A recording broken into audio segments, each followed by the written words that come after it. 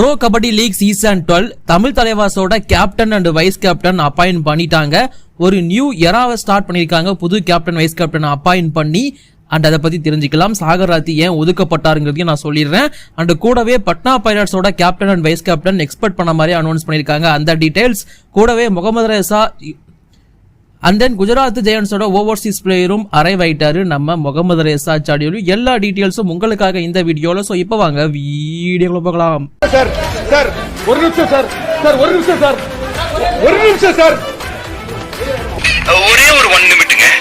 Hello every friends, 1 minute please. So friends, pro kabaddi league season 12 ரொம்ப சூப்பரா start ஆகி நடக்க போகுது ஆகஸ்ட் 29 அன்னைக்கு இருந்து. இப்போதைக்கு டீம்ஸ் எல்லாமே தங்களோட கேப்டன்ஸ் அனௌன்ஸ் பண்ண ஆரம்பிச்சிட்டாங்க. அந்த வகையில ரொம்ப பெரிய எக்ஸ்பெக்டேஷனை ஏற்படுத்தியிருந்த தமிழ் தலைவாசும் தங்களோட கேப்டன்ஸ் யாருங்கிறத அனௌன்ஸ் பண்ணிட்டாங்க.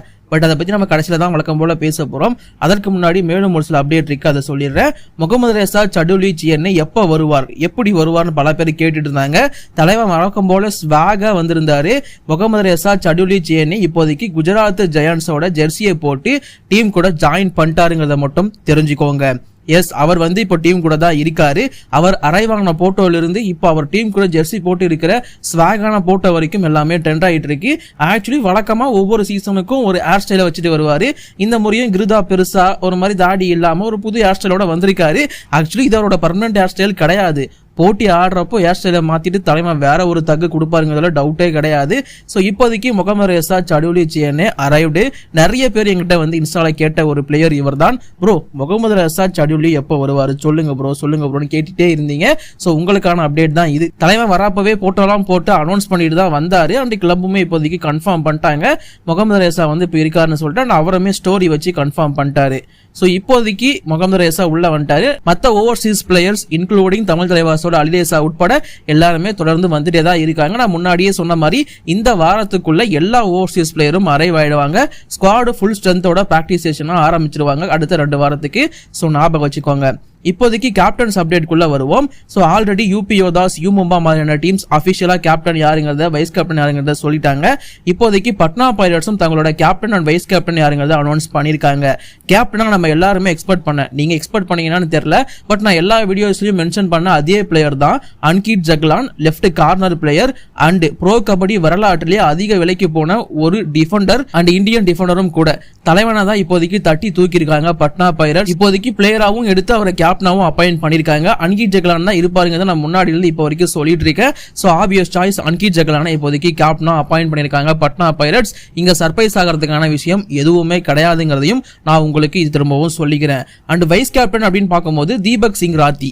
எஸ், அவங்க திரும்பவும் நம்பி எடுத்த ஒரு எஃப்எம் யூஸ் பண்ண ஒரு டிஃபெண்டர் தீபக் சிங் ராத்தி. அவருக்கு வைஸ் கேப்டன்சி அப்படிங்கிறது கொடுக்கப்பட்டிருக்கு. 2 பேரையுமே டிஃபெண்டரை கேப்டன் அண்ட் வைஸ் கேப்டனா அப்பாயிண்ட் பண்ணிருக்காங்க.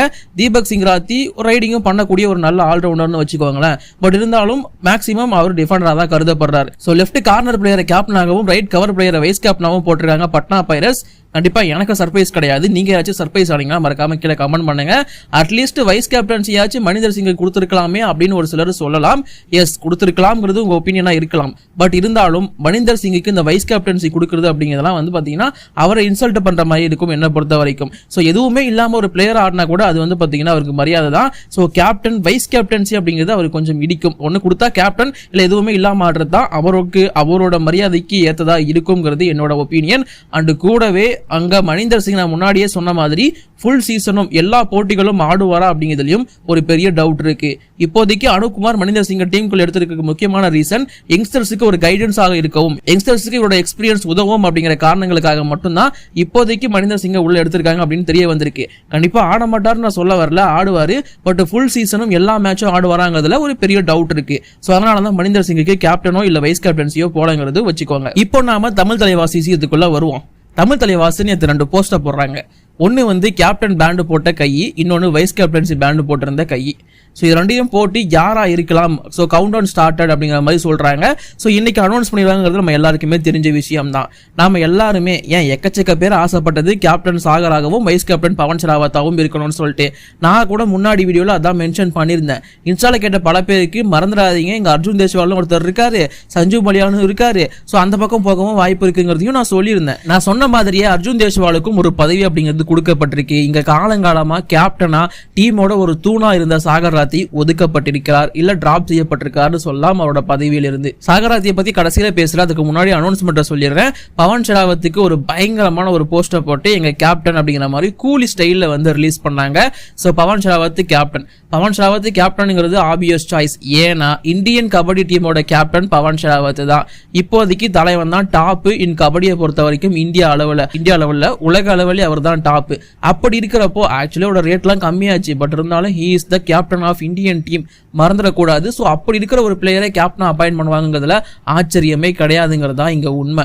அது மட்டும் இல்லாம பவன் ஷெராவத் ஒரு லீடரா ஆல்ரெடி ப்ரூவ் பண்ணிருக்காரு பிகேஎல்ல. பட் என்ன பொறுத்த வரைக்கும் சாகர் பெட்டர் தென் பவன் ஷெராவத் நான் சொல்லுவேன் கேப்டன்சியை பொறுத்த வரைக்கும். சார் அதுக்கப்புறமா வரேன். ஸோ இங்க வின்ன நம்ம கால்குலேட் பண்ணி பார்க்கணும், பல விஷயங்கள் இருக்கு. பட் பவன் ஷெராவத் இப்போதைக்கு கேப்டன். எனக்கு வந்து சர்ப்ரைஸ் எல்லாம் கிடையாது, நான் ஹாப்பியும் கூட. ஸோ பவன் ஷெராவத் எனக்கு பிடிச்ச ஒரு பிளேயர் தான், பிடிச்ச ஒரு கேப்டன் தான். அண்ட் வைஸ் கேப்டன்சி தான் எனக்கு வந்து பெருசா இடிக்குது.